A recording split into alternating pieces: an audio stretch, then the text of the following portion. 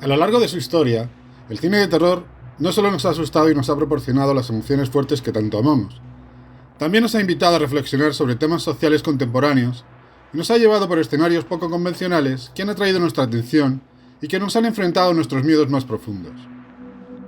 Hola a todos. Bienvenidos al segundo programa de la nueva temporada de Tierra de Monstruos, donde analizaremos 3 películas muy distintas entre sí, que encajan a la perfección en esta categoría y que a su manera seguro que os invitarán a reflexionar sobre la naturaleza del miedo y sobre el género que más os apasiona.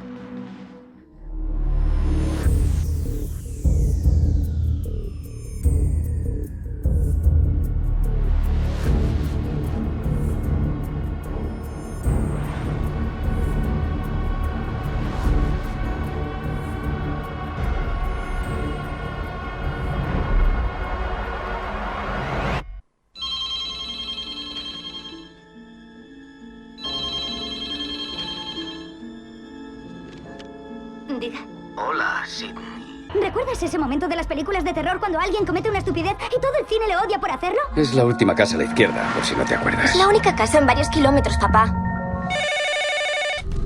Diga. ¿Has ido a ver a los niños? Está en algún lado, caminando directamente hacia ti. Lo único que puedes hacer es pasárselo a otra persona. No dejo de pensar en esta historia. Hay un vídeo que te mata después de verlo. Hola, siento molestarte. Estoy buscando a mi hermana. Ha desaparecido. ¿La ha visto? No ha desaparecido. Está muerta.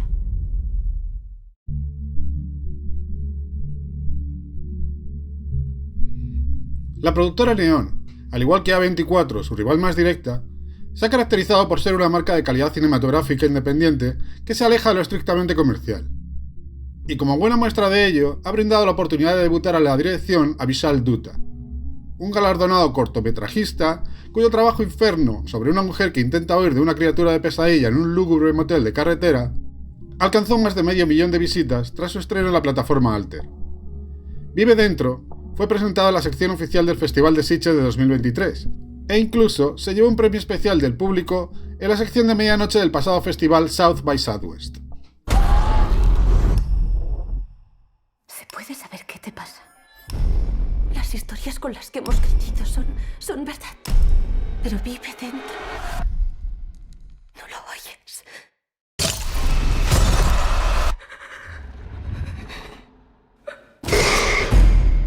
¿Qué es el pisacha, mamá? El pisacha no te mata en el acto. Te consume sin prisa. Megan Suri, a quien vimos brevemente en Missing, la película en la que Storm Reed busca a su madre desaparecida con la ayuda de las aplicaciones y programas de su ordenador, y de la que ya hablamos en el programa número 6 de Tierra de Monstruos, interpreta en Vive Dentro a Samida, una adolescente indoamericana que trata de integrarse en una localidad suburbana predominantemente blanca, mientras que sus padres mantienen firmes sus tradiciones familiares. Tarea enormemente complicada si tu mejor amiga se pasea por el instituto llevando consigo un frasco de vidrio que supuestamente contiene un demonio hindú, conocido como Pisacha. Una entidad demoníaca hindú que se alimenta de carne fresca y energía negativa. Cuando el frasco se rompe accidentalmente, Samida se ve obligada a recurrir a sus raíces culturales para salvar a su amiga y volver a contener al demonio. Y cuando llega el momento, devora tu alma. ¿Y qué hacemos? Haremos una ofrenda. Om Deyu Shanti. Shanti Deva. Shanti Devi. Shanti. Shanti.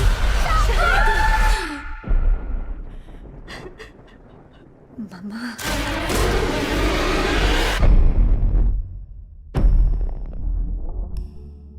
Vishal Dutta, quien también contribuyó en la redacción del guión de Vive Dentro, emplea la historia de la adolescente Samida y sus estragos para encontrar su lugar entre sus compañeros de instituto para abordar el aislamiento y las dificultades de integración que experimentan muchos inmigrantes de segunda generación en Estados Unidos. La propia Samida emplea un filtro de fotografía para aclarar el tono de su piel en sus redes sociales y prefiere ser llamada Sam para ocultar sus raíces hindúes. Este particular enfoque vincula esta película con otras producciones que también utilizan el género del horror como vehículo para transmitir mensajes sociales similares, como Nadie saldrá vivo de aquí, de Santiago Mengini, que presenta la historia de un inmigrante ilegal que alquila la habitación equivocada, o la interesantísima Casa ajena de Remy Weeks, donde una pareja de inmigrantes africanos importa un Malas central desde su país de origen a los suburbios londinenses.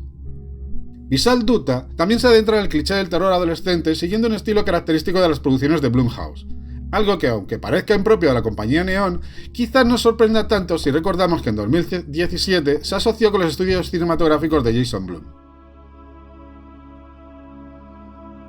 Sin aportaciones visuales dignas de mención, ni una trama que sobresalga por encima de las centenares de películas sobre adolescentes aterrorizados por maldiciones varias, la película de Vishal Dutta ofrece un predecible compendio de sustos y efectos de sonido atronadores destinados al deleite juvenil, y se olvida demasiado pronto del factor diferenciador que seguramente llamó la atención de los productores de Neon: la denuncia social sobre la desconexión del inmigrante. Los problemas de identidad de la adolescencia y la idea de estar atrapado entre dos mundos son apenas desarrollados para tomar derroteros narrativos más convencionales y siempre limitados al adolescente público objetivo.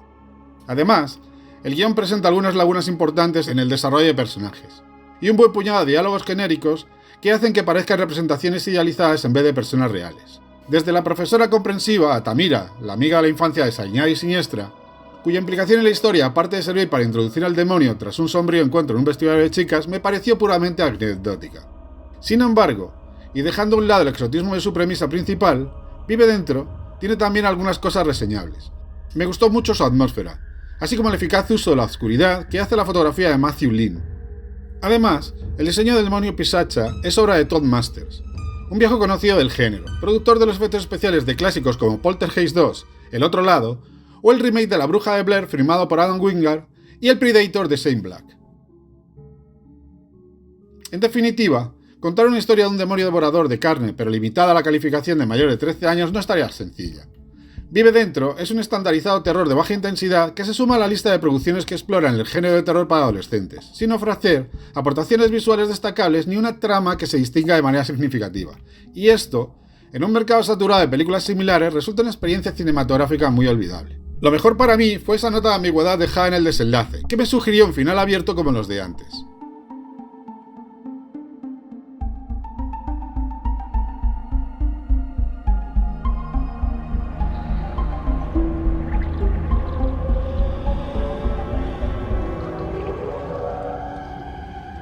Bienvenido a mi morada.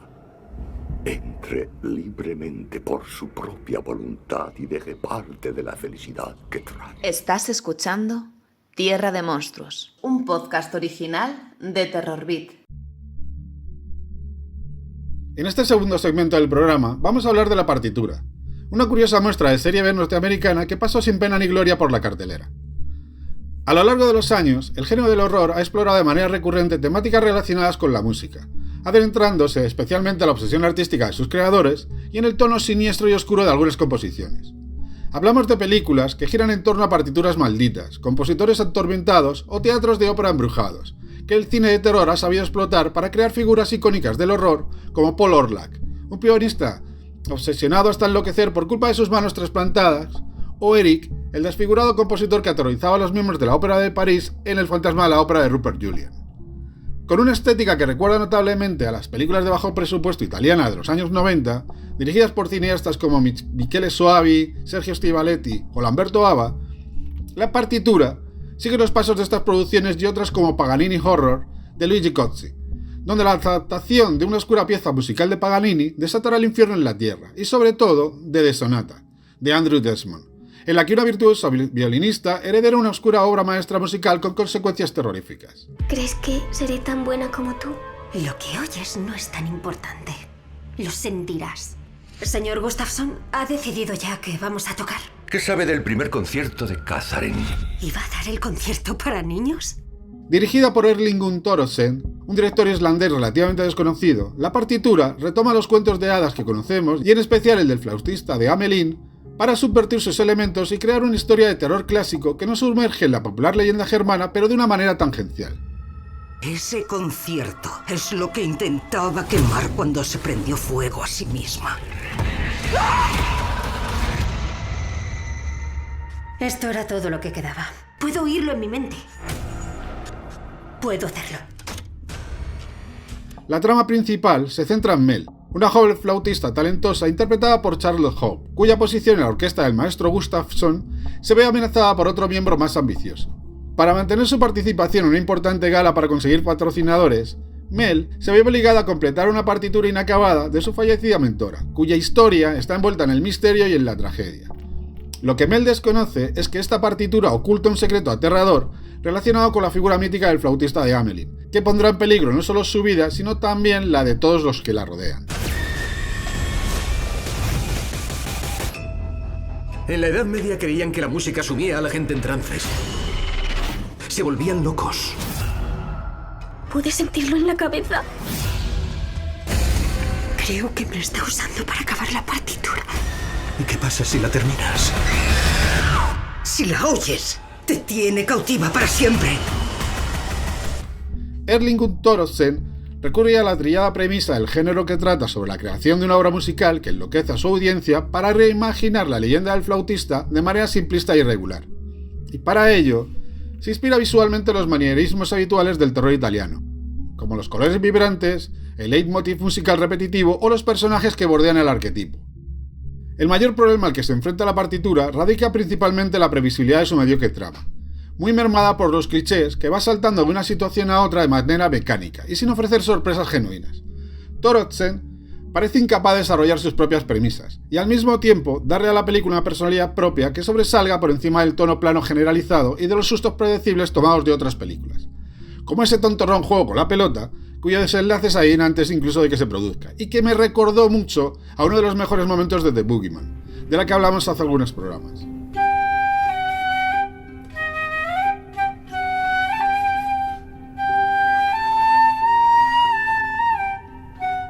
En el apartado interpretativo, tenemos a Charlotte Hope, a quien conocimos por su participación en La Monja, y que asume todo el peso protagonista de la película, lo cual no es una mala cosa. A mí, personalmente, me recordó a la actriz Jessica Harper en el clásico Suspiria de Darío Argento. Sin embargo, tiene una actuación algo irregular, funcionando mejor en los momentos más psicológicos que en las escenas de terror puro. La presencia del recién fallecido Julian Sands, un actor muy popular en los 90, que trabajó con directores de la talla de Ken Russell o del mencionado Darío Argento, viene a reforzar ese tono de terror clásico, pero su papel de director de orquesta tirano y cruel tiende a ser un tanto exagerado, y añade más notas discordantes que otra cosa a un elenco que no logra destacar en casi nada. En resumen, supongo que crear una película de serie B en la actualidad resulta todo un desafío, dado que la nostalgia por este tipo de películas suele prevalecer por encima de la narración y la coherencia generalizada. Aunque la partitura presenta algunos momentos interesantes, especialmente cuando la trama se centra en Mel trabajando en la vieja composición, no resultaron suficientes para mantener mi atención por mucho tiempo. Además, la aparición estelar del flautista me resultó demasiado tardía y poco justificada. Su falta de originalidad y la linealidad de su historia hacen que la partitura sea una película fácilmente olvidable, y probablemente solo la recordaremos como la última aparición en pantalla de Julian Sands, aunque quizás ni siquiera eso. Como nota final, me gustaría añadir que no la confundáis con la británica The Piper de Anthony Waller, otra película que también gira en torno a la figura del flautista de Hamelin, protagonizada por Elizabeth Hurley, y que también ha sido estrenada estos días en el mercado internacional, aunque todavía no ha llegado a nuestro país.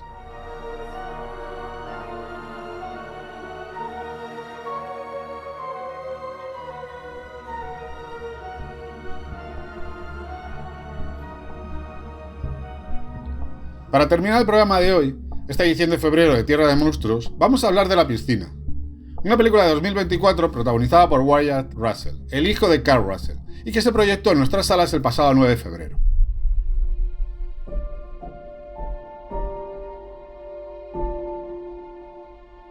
Necesita una reforma, pero no tardarán en comprarla a este precio. ¿Tiene piscina? Siempre he querido tener una. ¿Ya está todo? Vamos a estar bien.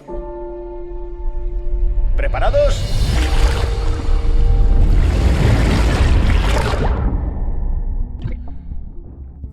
Las piscinas son un escenario notablemente eficaz para generar miedo. En primer lugar, porque aprovechan el temor primordial del ser humano a ahogarse y a los entornos acuáticos donde el fondo no es visible. Por otro lado, a diferencia de las películas ambientadas en alta mar o en lagos profundos, las escenas que se desarrollan en piscinas representan una transgresión de la percepción de la amenaza. En este contexto, No somos nosotros quienes nos aventuramos en un paisaje amenazante, sino que nos enfrentamos a un entorno doméstico diseñado para nuestro disfrute, donde la presencia de una amenaza resulta doblemente inquietante, al desafiar las expectativas de seguridad y confort. A lo largo de los años, los maestros del género han sabido aprovechar los espacios reducidos de una piscina para crear momentos de tensión inolvidables, que perduran en la memoria de los espectadores. Un ejemplo icónico es la escena de la piscina de la Mujer Pantera, donde Jane Randolph se ve acorralada en el centro de la piscina por una presencia invisible que merodea por los bordes y le impide salir, generando una sensación de claustrofobia y peligro inminente. Otro ejemplo destacado fue, por supuesto, Poltergeist, de Tobe Hooper, y su famosa escena en la piscina, en la que se cae Jovette Williams una noche de tormenta y comienzan a aparecer esqueletos de sus profundidades. Sin embargo, son escasas las películas que exploran narrativas de terror centradas únicamente en una piscina. Algunos ejemplos notables incluyen a 3 metros y medio de Matt Skindary, que narra la historia de dos hermanas atrapadas en una piscina pública después de que una de ellas pierda su anillo de compromiso en las profundidades. Y quizás otra sería la tailandesa de Pool, donde una pareja es acorralada en una piscina por un voraz caimán después de que el agua se empieza a vaciar por accidente. La piscina se suma a estas dos, utilizando una piscina doméstica como metáfora para explotar lo que se esconde detrás de una típica familia suburbana estadounidense. Marco. Polo. Marco. Polo. Marco. Te estoy oyendo. Me tienes que contestar.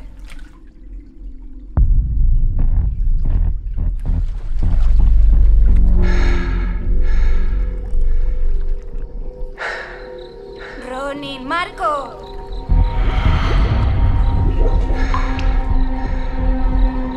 Marco.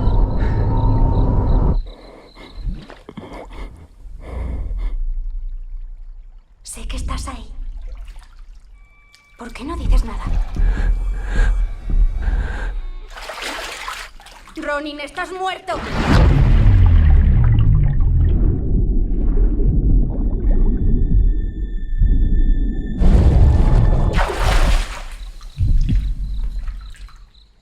Marco.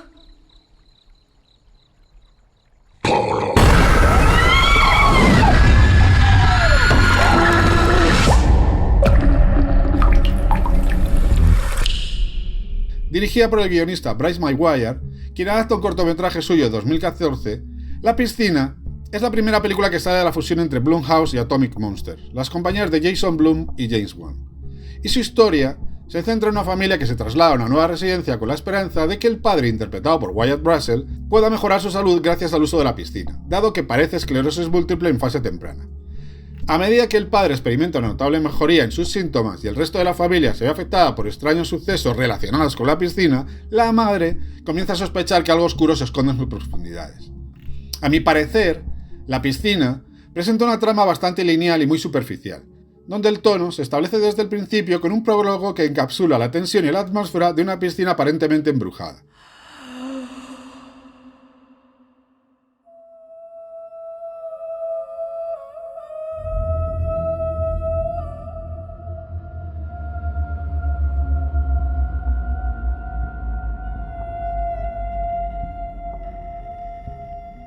A lo largo de la película, Bryce Maguire repetirá este modelo de escena una y otra vez, intercalando entre medias los conflictos familiares de los protagonistas y, por desgracia, disminuyendo su impacto terrorífico con cada repetición.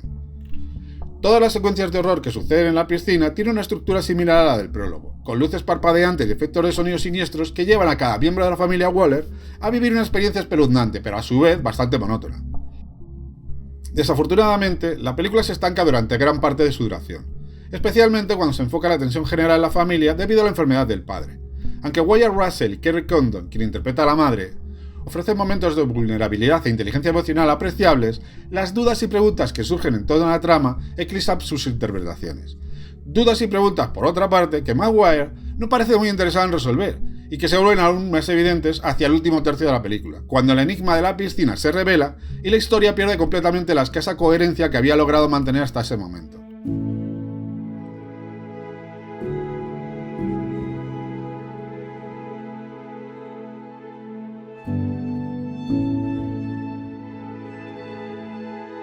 Bryce Maguire se emplea en crear una cinta que yo suelo llamar película de pasaje del terror, es decir, una película cuya principal motivación es atraer al mayor número de espectadores prometiendo una sucesión de jumpscares y un entretenimiento efímero, y que una vez finalizada, es poco probable que recordemos algo más que algún susto pasajero y la olvidemos rápidamente cuando se estrene la próxima película de características similares. Resulta sintomático, además, que La Piscina siempre mantiene un nivel de horror de baja intensidad, típico de las producciones de Blumhouse, y con el fin de mantener una calificación apta para mayores de 13 años. Brass Maguire nunca logra crear secuencias que generen tensión genuina o miedo, sino más bien un leve estremecimiento y poco más. Por otro lado, aparte de las influencias previamente mencionadas, con La Piscina siempre tuve la sensación de que estaba viendo un conjunto de escenas terroríficas que ya había visto anteriormente, como por ejemplo esa escena del hijo pequeño en el filtro de la piscina, que es un calco descarado de la del payaso Pennywise y la alcantarilla de It de Andy Muschietti. En resumidas cuentas, La Piscina me pareció una película de terror sobrenatural demasiado tibia y convencional. Incluso el corto, que duraba poco más de 3 minutos y que podéis ver en YouTube, lograba generar una atmósfera más efectiva y sustos más impactantes que toda la adaptación. Más allá de sorprenderme con una impresionante fotografía subacuática de Charlie Saroff, que mostraba al mismo tiempo lo que sucede por encima y por debajo del agua, pero que Maguire nunca llega a aprovechar del todo, La Piscina me resultó una propuesta que parece destinada a caer en el olvido rápidamente, sin destacar ni dejarme ningún tipo de impresión duradera.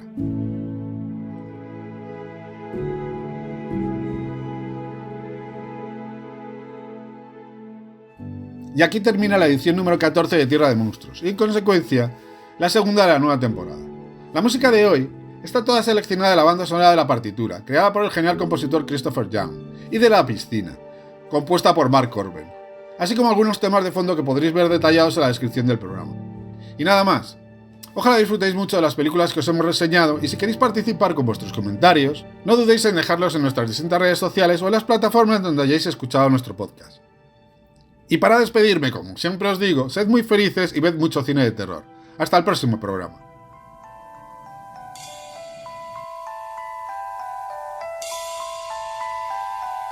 Estás escuchando Tierra de Monstruos con Terror Pit.